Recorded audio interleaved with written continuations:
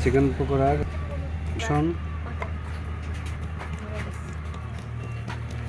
আমরা এখানে বেসন, চাউলের গুঁড়ো, ধনেপাতা, পেঁয়াজ, রসুন সব ধরনের মশলা দেওয়া হয়েছে। এটাকে আমরা এখন মিক্সার করে নেব। সরষের তেল ধরো, সয়াবিন তেল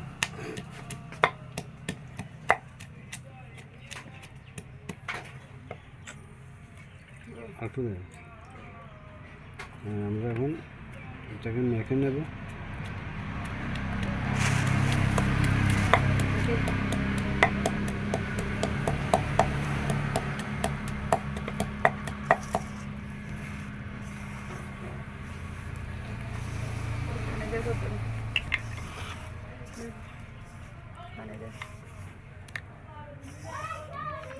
ডিমগো আছে না, ডিমগো বানাই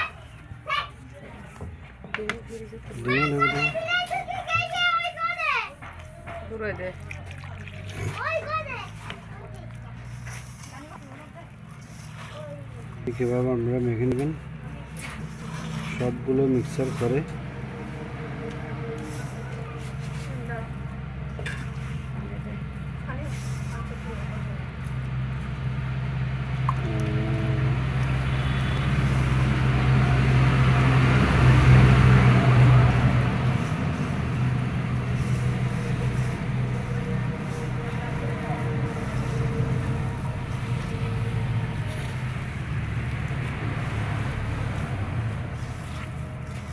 সবগুলো যাতে একসাথে মিক্স হয়।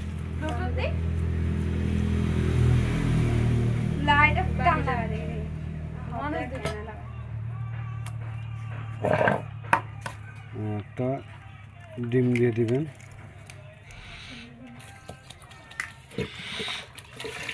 ডিমটা দিলে একটু ফুলবে।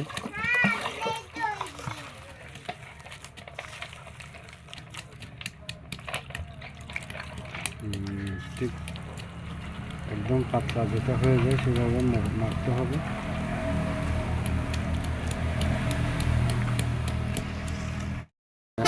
চিকেন পকোড়ার খামির হয়ে গেছে। আমরা এখন একটু সস দিয়ে দেবো।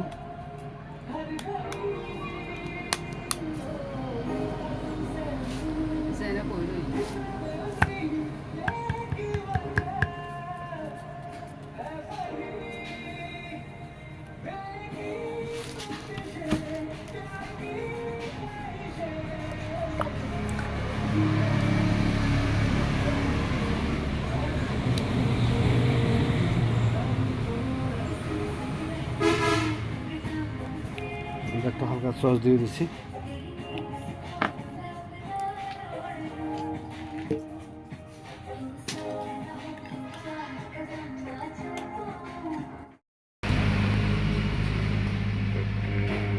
সিলভারের পাত্রে আমরা তেল দিয়ে দিলাম।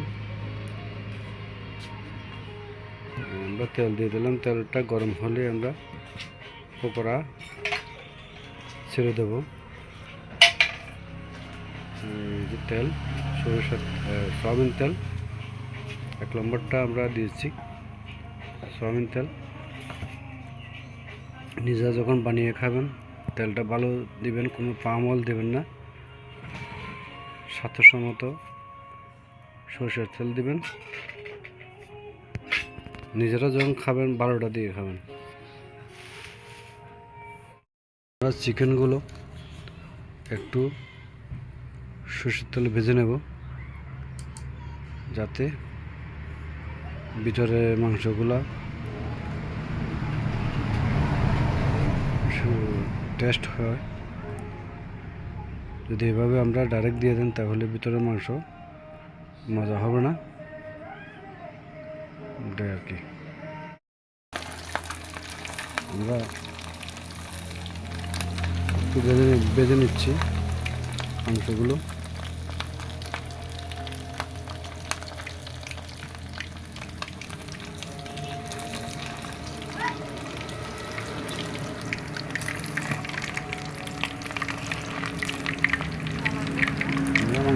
ভেজে নিচ্ছি। আমরা একটু মাংসগুলো ভেজে নেবেন, তা না হলে ভিতরে কাঁচা থেকে যাবে, স্বাদ হবে না।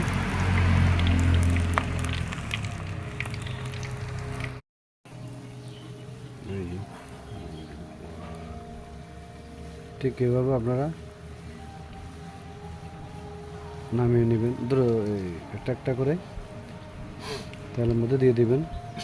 লাল হয়ে গেলে নামিয়ে নিতে হবে। লাল হয়ে গেছে, এটা আমি যখন নামিয়ে নেব তখন ঠিক এভাবে লাল হয়ে নেবেন, নামিয়ে নেবেন। ঠিক এভাবে নামাবেন।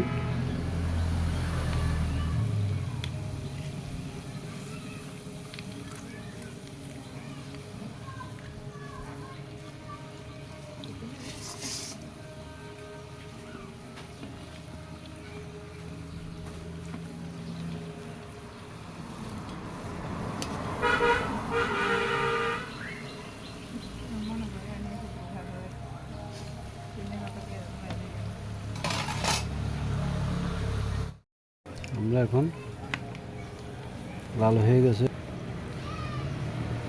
নামিয়ে নেব।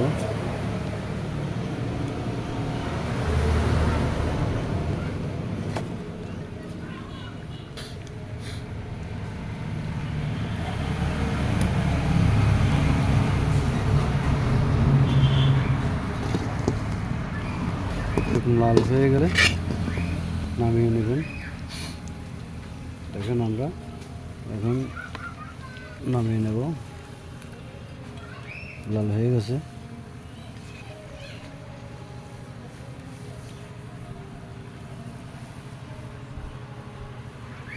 এখন লাল হয়ে গেছে, নেব।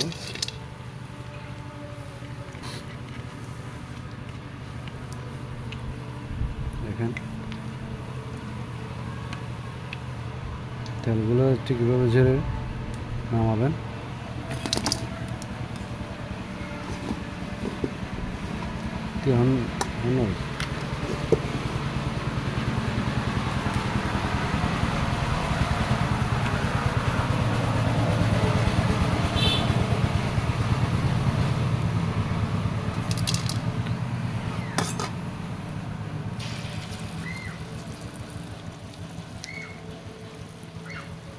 ঠিক একটা একটা করে এভাবে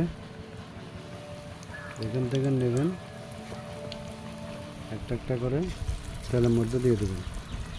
যখন লাল হবে তখন নামাবেন।